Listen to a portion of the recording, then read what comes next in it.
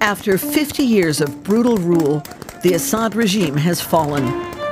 Syria is celebrating, and the first refugees are returning. We want to live in dignity. That's the main thing. But the country now finds itself ruled by Islamists. So what awaits the exiled Syrians who are now coming home?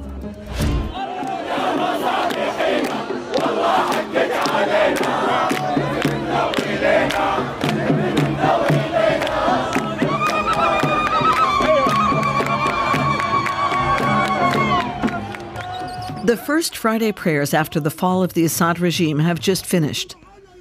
Tens of thousands of Syrians are gathering in Umayyad Square in Damascus.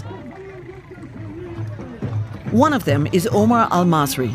He left Syria 10 years ago. He's now back in the capital for the first time.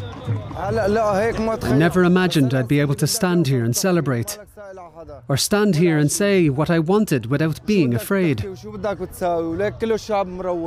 I hope we can rebuild the country and that everyone can live together, peacefully and above all in freedom.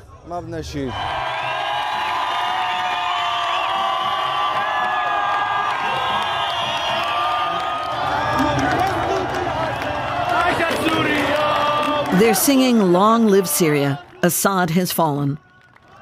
Just a few days ago, that would have been unthinkable. For Omar and many of the people here, it's the first time they've attended a gathering like this, where they can voice their opinions out loud. Later, Omar takes us to his home village. As we leave Damascus, we pass traces of the recent upheaval, destroyed tanks and flattened stores. Omar grew up in Qatana, just a few kilometers from the Israeli-occupied Golan Heights.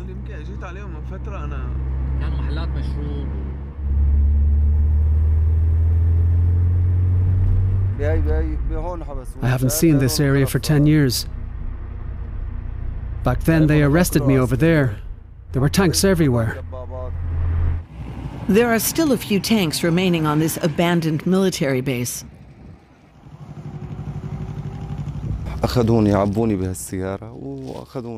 They arrested me on the street.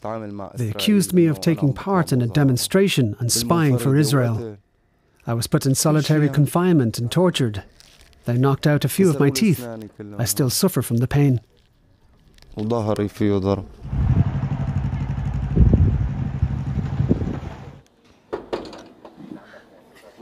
Omar was imprisoned for 4 months. Today he's overjoyed that he can live in the family home again, together with his brother Yasser. Both brothers were in exile in Lebanon for 10 years, doing odd jobs to make ends meet. Yasser worked as an electrician. Omar did construction and farming work. There are now 7 of them living together. I missed everything here. The streets, the neighbors, the children. I even longed to hear our beautiful Syrian dialect.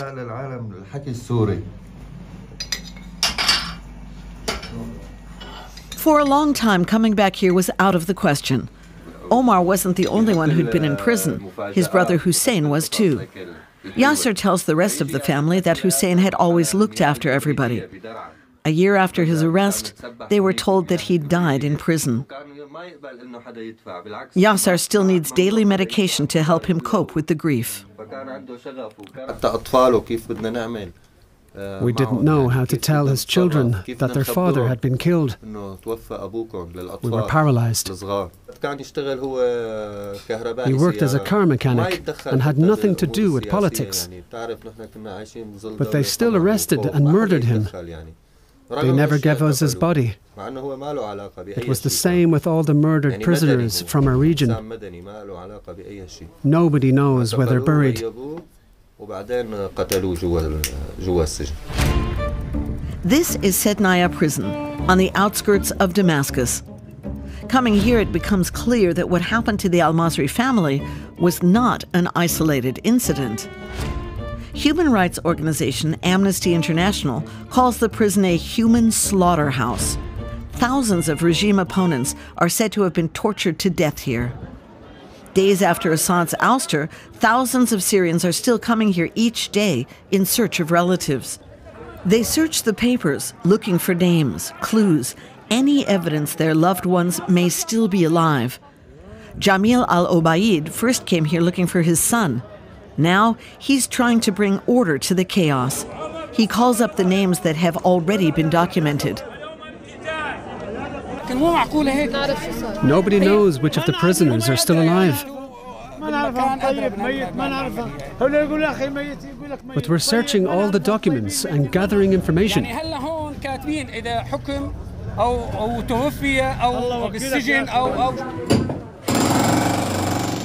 Inside, walls are still being drilled into as people look for secret rooms or hiding places.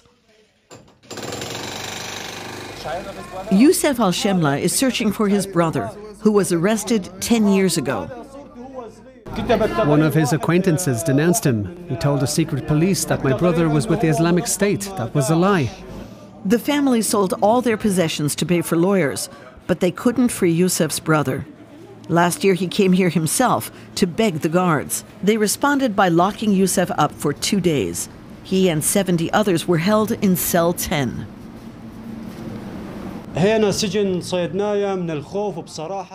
day in Sednaya felt like 10 years because of the fear. Lots of people got tuberculosis. The fear made you sick. After the fall of the regime, bodies were brought from Sednaya prison to this Damascus hospital, named Al-Mujtahid. We were able to find various signs of torture, as well as gunshot wounds. But we couldn't see everything because of the decomposition. A lot of parents can't recognize their children.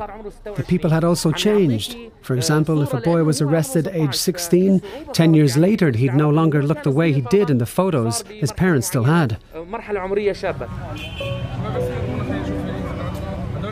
In front of the hospital, staff have hung up photos of the deceased to stop crowds of desperate relatives from coming into the mortuary. My son Ahmad Zakari was a bus driver. He was dragged off the bus and arrested. If anyone knows anything, please get in touch.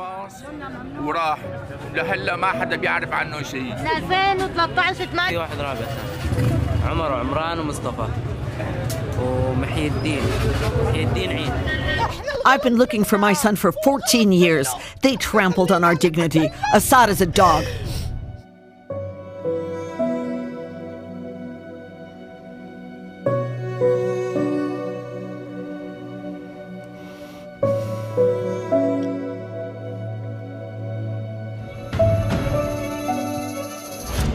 The Assad family controlled Syria for more than half a century. Hafez al-Assad came to power in a coup in 1970, then ruled as a brutal dictator. After his death, his son Bashar took over. He promised political reforms, but soon began crushing popular protests using poison gas and barrel bombs. Tens of thousands were killed or arrested. Millions fled the country.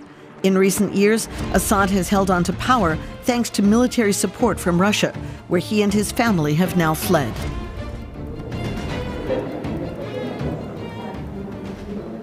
What does the future hold for Syria?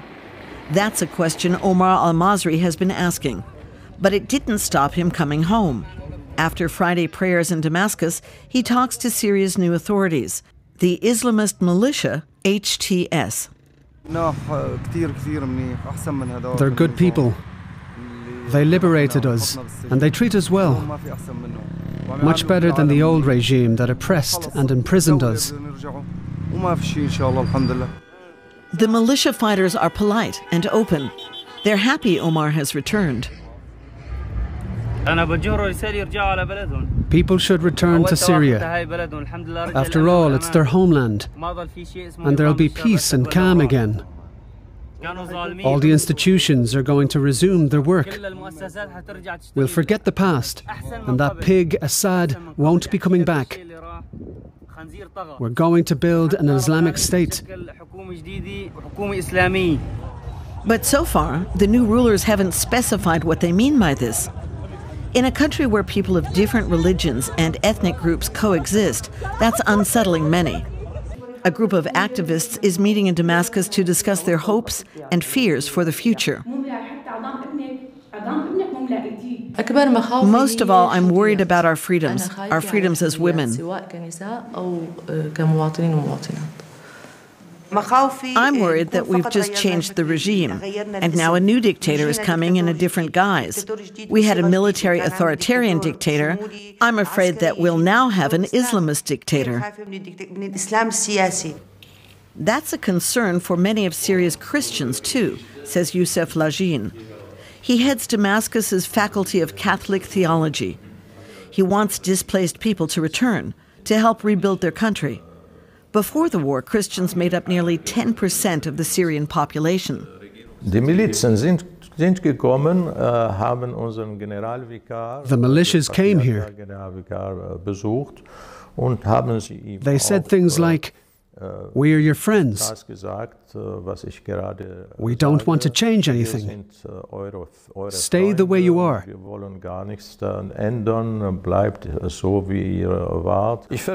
But I understand the fear. The future brings with it a certain fear, especially for young people. But back in Qatana, Omar Al Masry and his family are convinced that the time for fear is over. Despite their suffering under Assad, they're not seeking revenge. Everyone should be able to live well and with dignity. Houses and businesses need to be rebuilt. I need a job that allows me to feed my family, and their children should go back to school. That's what we want. The Syrian people have high hopes. Now it's up to the country's new rulers to follow up with actions. Only then will millions of exiled Syrians decide whether their homeland can offer them a secure future.